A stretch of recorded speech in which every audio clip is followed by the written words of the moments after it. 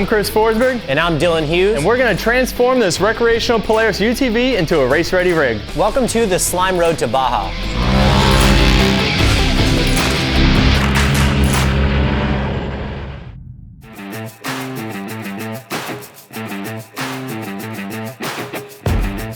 Well, we got the little fabrication done on it. There wasn't much, you know, these things are pretty built right out of the factory, but we just had to add those little Cognito supports for the sway bar.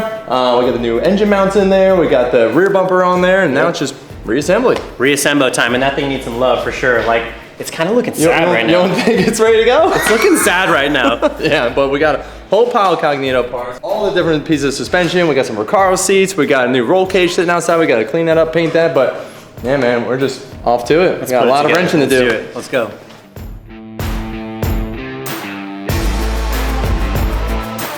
Well, it looks like, I'm just looking over the directions real quick for this front end kit, and it looks like we have to do a little bit of modifying, just a little bit, to the front knuckle.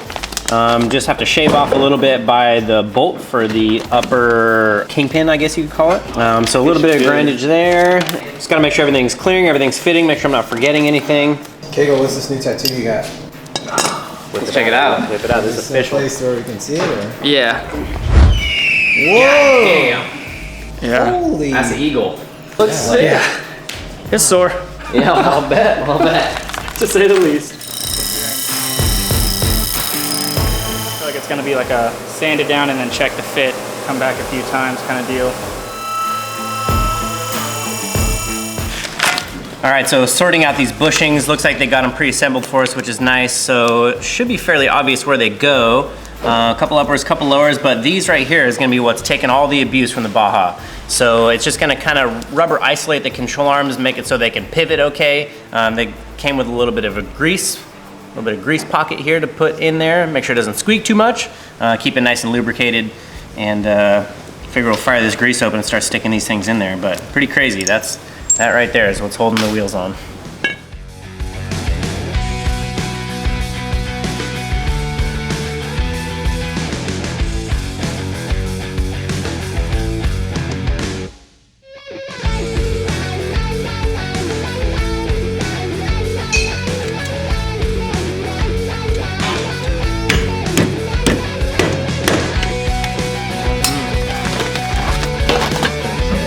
This is our radio. That's where we call Kenan and say everything broke. Please come help. Yeah. Yeah, look at that. And that's made for the UTV? Mm-hmm.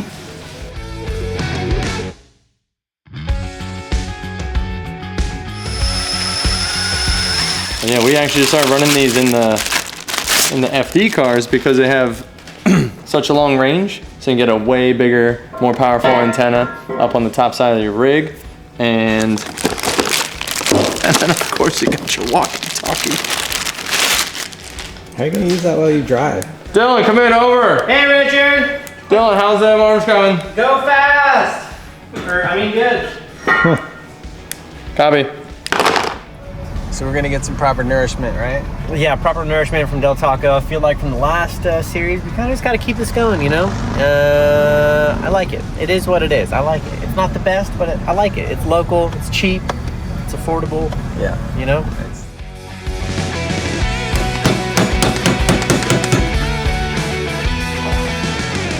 It's a stronger version than the OEM radius arm mount. So whenever they're doing big sends off the whoops in Baja, this thing will keep their rear suspension together. So we've got the lower guy here, an upper guy here. They'll install with the radius arm cage, radius rod cage. Quit acting so serious. I know. Bigger, stronger stuff so we don't break down. Yeah. What do we got? Oh, these things are huge. Holy cow.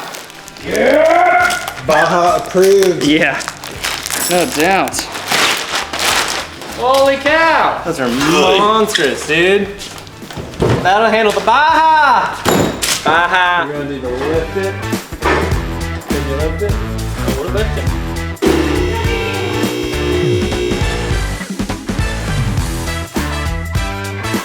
I think they're like twice as strong as stock and 3 times stronger than a Dooner kit. Yeah, like kind of just guide this up and lay it over somewhere. Where does it mount to? Don't go up on the cage. Go to this side of the tube.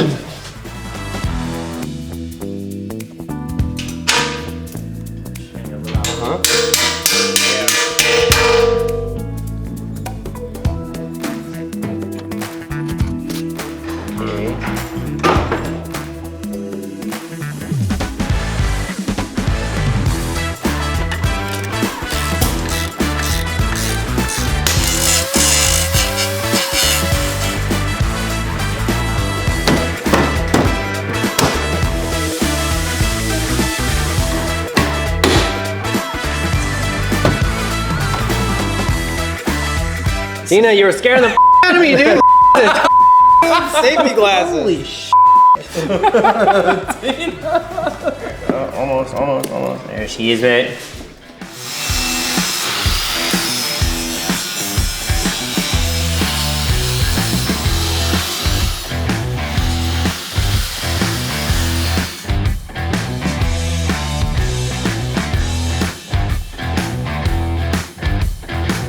Oh yeah, dude, fully tucked in there.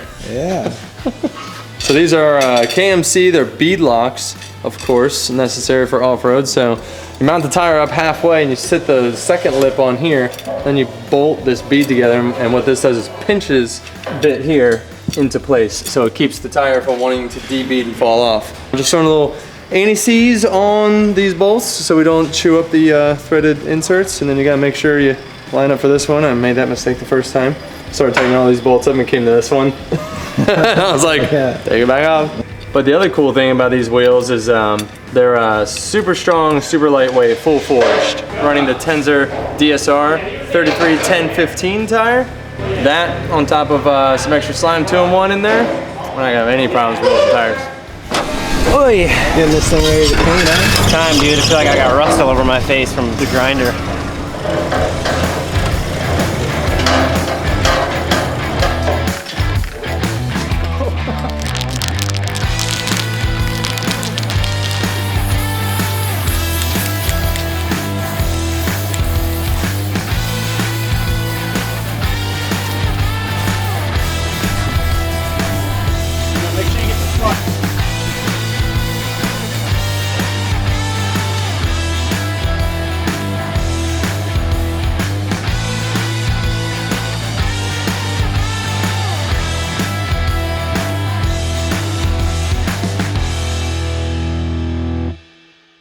Fully installed, dude. She's ready to rip, just like that. Are these upgraded bearings or what's the deal? Looks like it's just factory Polaris ones.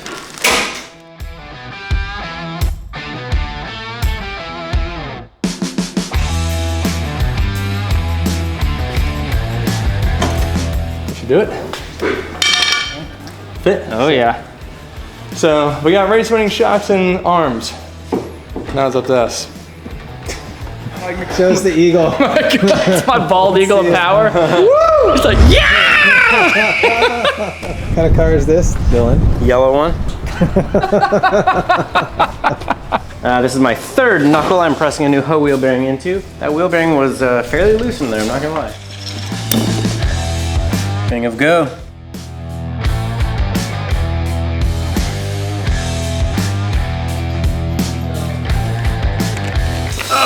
Oh, extreme. Extreme Demon Power Sports. Oh yeah, that's definitely an axle. Let's swing that up and put that in there. Gotta learn how to do this so we can do it in the middle of the desert. Can't wait. Oh, there she goes. Let's tear down.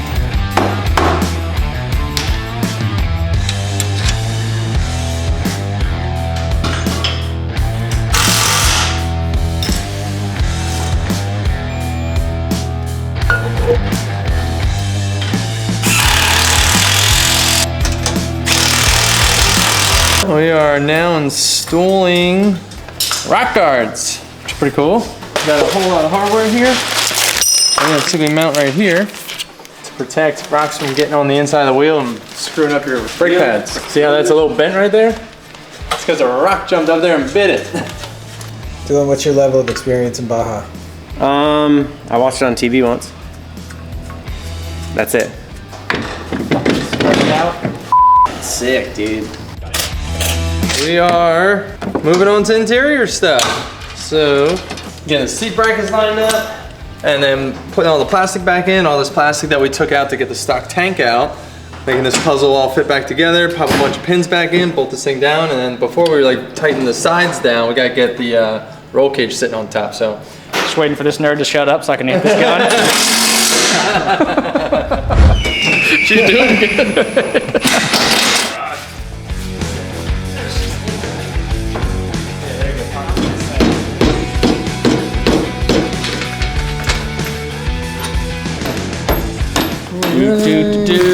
Special delivery.